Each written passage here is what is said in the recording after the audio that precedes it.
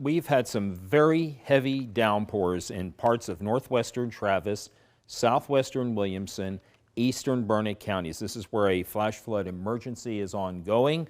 We've had, according to the radar estimate, as much as 14 to 15 inches in northwestern Travis and 12 to 14 inches in eastern Burnett. Now, the numbers have come down because most of the rain from Llano, Fredericksburg, and Mason ended during the early to mid-afternoon hours yesterday. But there is a gauge 13 miles west-northwest of Mason that in a 18-hour period picked up 16.20 inches in less than a day, and for a 4-day total, 19 2/3. All right, flash flood warning until 10 o'clock for all of Burnett, northwestern Travis, and western Williamson counties for these showers and storms, most numerous across Burnett County. Now, this is what we call backbiting. When we found that we had most of the rain across Travis County late on Friday night, then the rain backtracked on into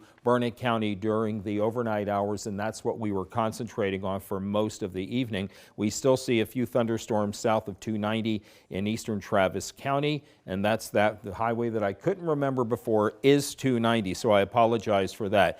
A live look from downtown Austin. This is our Austonian weather cam, and then we go up to Liberty Hill, where I've seen just an awful lot of lightning during the overnight hours. So far, things look a little calmer there than they were before.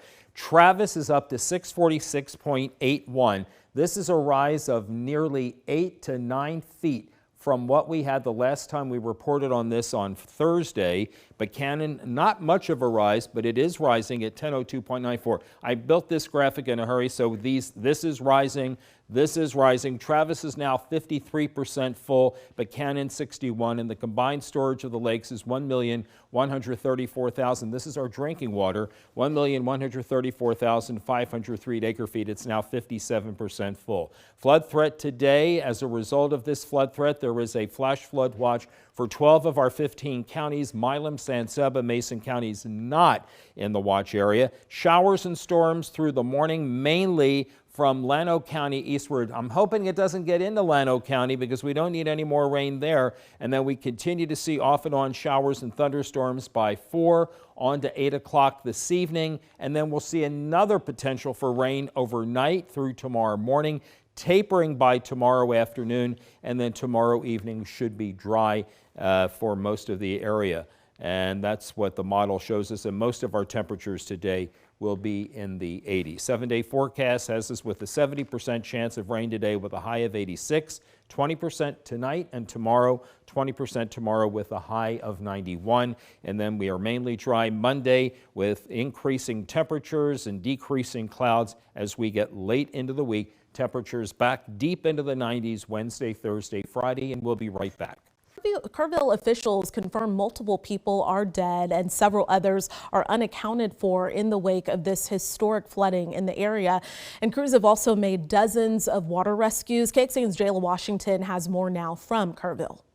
Here in Kerr County, I was just talking to a longtime resident who explained to me what was here just yesterday. This is a park. Just hours ago, they were planning for their 4th of July. There was going to be music. There were food trucks. All of this now completely underwater. As helicopters slowly search above the Guadalupe River that's flooded a popular park in Kerrville, a relentless downpour. Families in the thick of it, also trying to find their loved ones. I heard a banging on my door. It woke me up. Mary Jane Sharp, an 80-year-old woman, was rescued from her home early Friday morning. Said, you have to go. We have to get out. As we were going out our little street, we picked up a lady who had been in the water, didn't quite know what to expect. She was brought to this Walmart, one of the reunification centers for families. And hours later, her daughter, who drove from out of town, found her. I'm just happy to see her. The flood has already left behind catastrophic damage. We had no reason to believe that this was going to be anything like what's happened here. We do not have a warning system. And many still unaccounted for. Most of them, we don't know who they are. We're having to fingerprint them at the funeral home. And one of them was completely naked. While families wait, beds line the floor of this church for those who need a place to lay their heads. And Mary Jane and her daughter know they're fortunate. She's my best friend.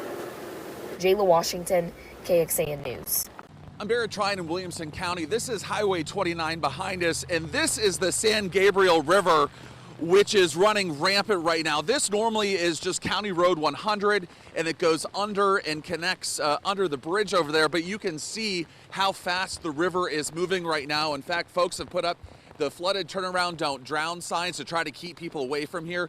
Just maybe a half hour or so ago, there were about a half dozen or so people out here looking. Just down the road, there's several RV parks that are also being evacuated as a precaution because they back up to the river. And so authorities are trying to keep people away because you can see just how fast and dangerous that water is.